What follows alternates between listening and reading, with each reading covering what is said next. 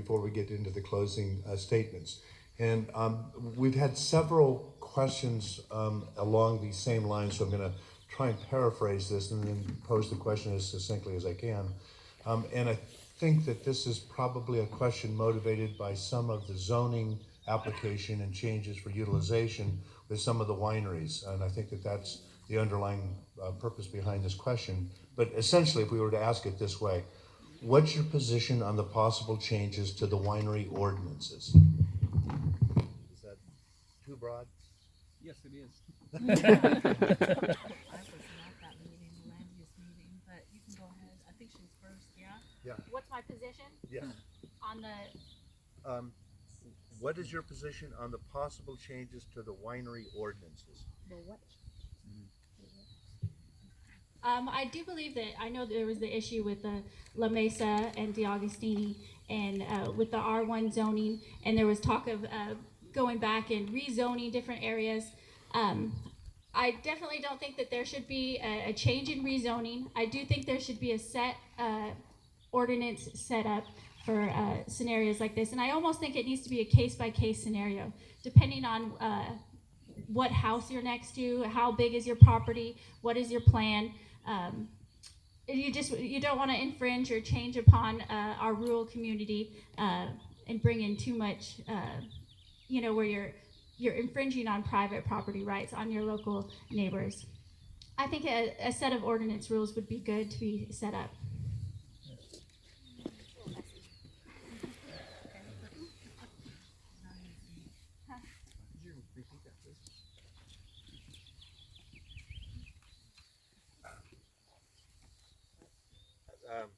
It's not going to be verbatim, but essentially, you're right. I think that this question was really motivated by the situation with the La Mesa and their applications for additional activity and events up there. And I think it has created among a lot of folks questions about the entire process for zoning ordinances for the wineries. And what would your position be on changes to those winery ordinances? Yeah, because there's a little bit of a confusing question. It said possible changes, and I haven't seen the possible changes. But anyway, we'll address the La Mesa Winery.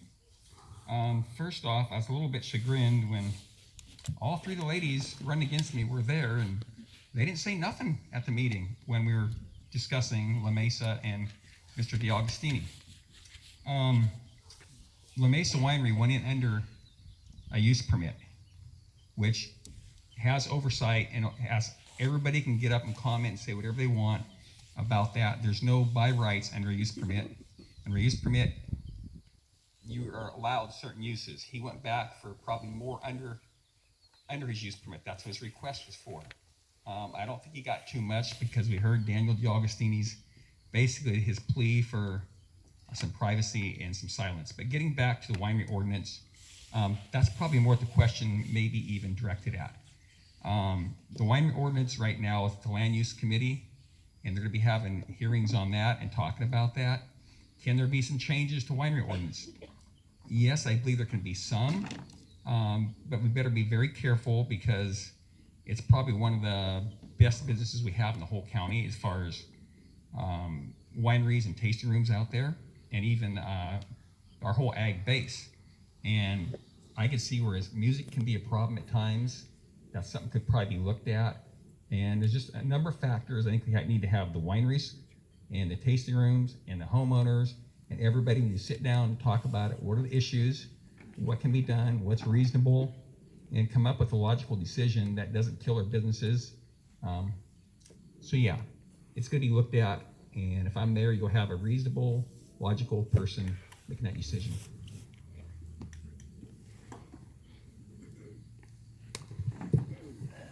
So I was there last week at the Land Use Committee meeting, and it's not the first time that I've actually seen this process happen. I worked for the Vintners Association the last time that we revisited winery ordinances.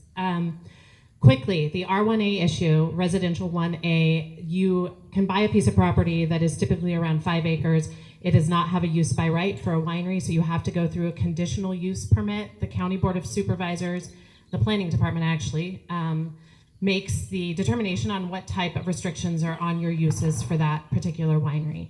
And I think the process works. I think that they have the opportunity there to look into whether or not there are cumulative impacts for your winery, your location next to your neighbors, your environmental impacts. All of those impacts are addressed in that process.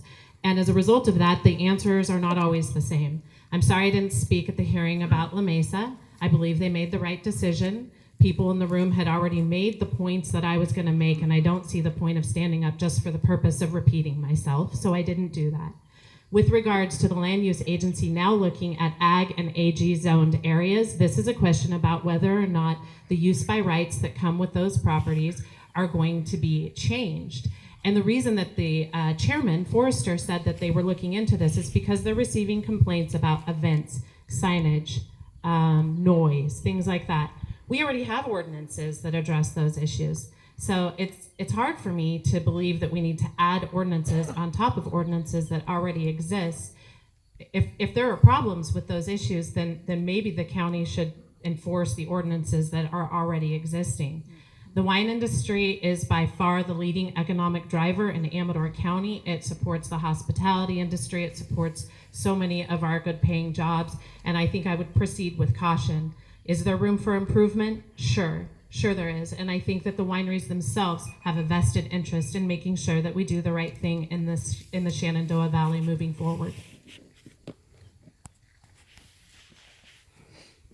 I've experienced with this firsthand, as I was married for 8 years to a winery owner and lived in Shenandoah Valley for 8 years.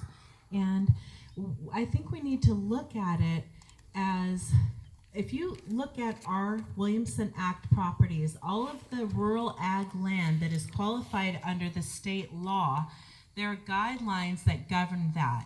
And that is what our wineries and our ranches are abiding by. And first of all, I would like to make a comment about Williamson. We need to protect those lands. We need to keep as much of this land in ag land as we can. The issue with the zoning is there's smaller properties. Okay, so if you're sitting on 300 or 400 acres and someone comes in and buys 5 acres, maybe your family's been there for a couple generations, you know the history of that land. Daniel D'Agostini was very clear in the way that he spoke, because his family was one of the founding families of this valley. He's a couple hundred years into it.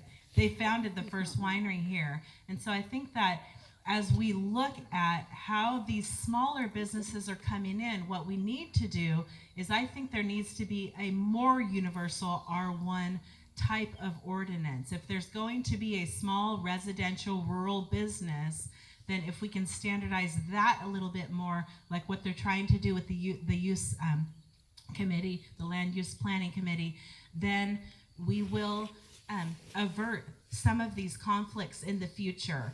And we need to encourage those people to be more in compliance with Williamson Act type activity, because they're adjacent to those bigger properties that are beholden to state rules on water usage, on so many regulations for environmental impacts.